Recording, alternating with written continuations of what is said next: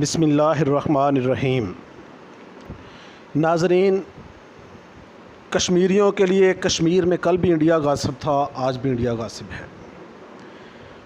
بھارتی supreme court میں سے آنے والے فیصلے نے کیا نئی راہیں کھول دی ہیں اور کون سی نئی مشکلات پیدا کر دی ہیں، اور ان حالات میں پاکستان اب کس طرح سے یہ کیس اپنے حق میں کر سکتا ہے، آج کی ویڈیو میں ہم آپ کو اس کے بارے میں بتائیں گے۔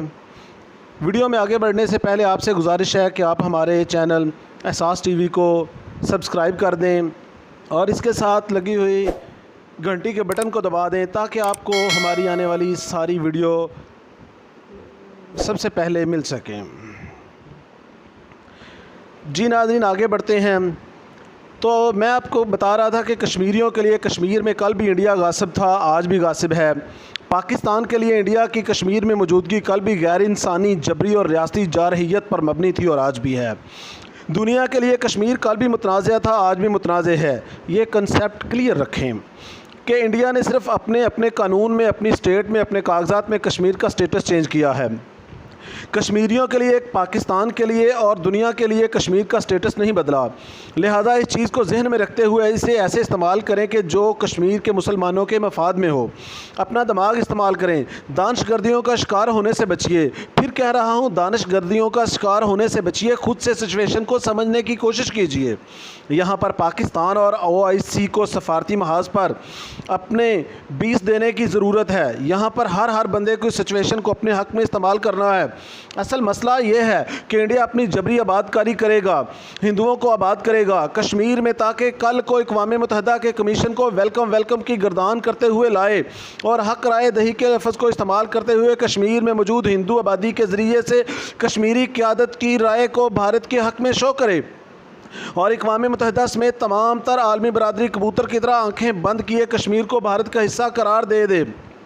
لیکن یہاں پر ہمارے کرنے کا، پاکستان کے کرنے کا، OIC کے کرنے کا کام یہ ہے کہ انتہائی جارحانہ پالیسی اپناتے ہوئے اقوام متحدہ، عالمی عدالت انصاف، عالمی انسانی حقوق کمیشن پر ابھی بھارت کی اس فیصلے کو بنیاد بناتے ہوئے چڑھ دوڑے، تمام تر سفارتی تعلقات، تمام تر سفارتی مشینری کو بروئے کار لاتے ہوئے اب ہی بھارت کے اس قدم کو اس کے خلاف استعمال کرے۔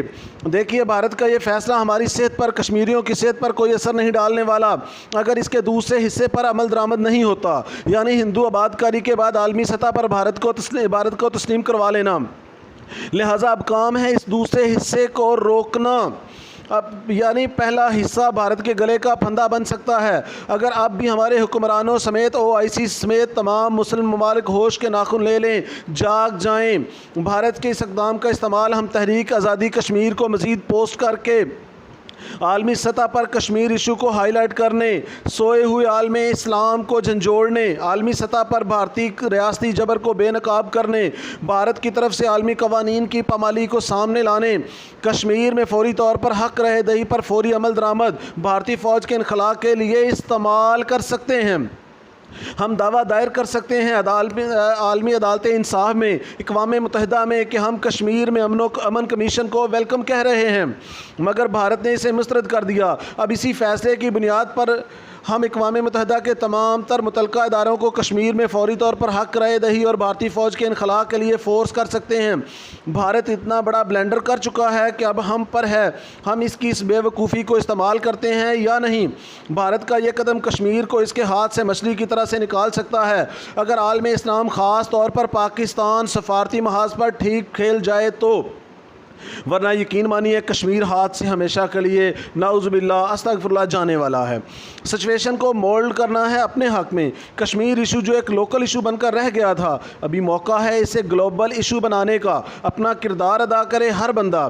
عالمی برادری کو واضح کرنا ہے کہ آئیے، ابھی کے ابھی آئیے، ہم آپ کے بھیجے گئے کمیشن کو ویلکم کہتے ہیں، ورنہ کل کو ہم مسترد کر دیں گے، جیسے آج بھارت نے کیا۔ عالمی برادری میں اس آباد کاری کو روکنے کے لیے کیس دائر کر سکتے ہیں۔ ہمیں کچھ بھی نہیں کرنا، وہی چیز جو ہمیں نظر آ رہی ہے عالمی سطح پر ہائی لائٹ کرنی، صرف ہائی لائٹ کرنی ہے۔ یہ وقت ہے کہ ہم دنیا کو کشمیر ایشو پر اپنے ساتھ کھڑا کر لیں، بھارت کو آئسولیٹ کریں، تاکہ کل جب بھارت اقوام متحدہ کو ویلکم کہے کشمیر میں تو بھارت کے گزشتہ اقدامات کو کل عدم قرار دیتے ہوئے کشمیر کو پاکستان نہیں تو کم از کم آزاد ریاست ہی تسلیم کر لے۔ حالانکہ یہ بات قابل قبول تو نہیں، یہ بات سمجھیے کہ بھارت کا یہ قدم صرف کلہاڑا اٹھانے کے مترادف ہے۔ اب اسے اپنے سر تک آنے کا انتظار نہیں کریں، اب یہ کلہاڑا بھارت کے پاؤں کی طرف موڑنے کا وقت آ گیا ہے۔ اب اگر آپ موڑ گئے تو ٹھیک، ورنہ یہ آپ کی شاہ رگ پر پڑنے والا ہے۔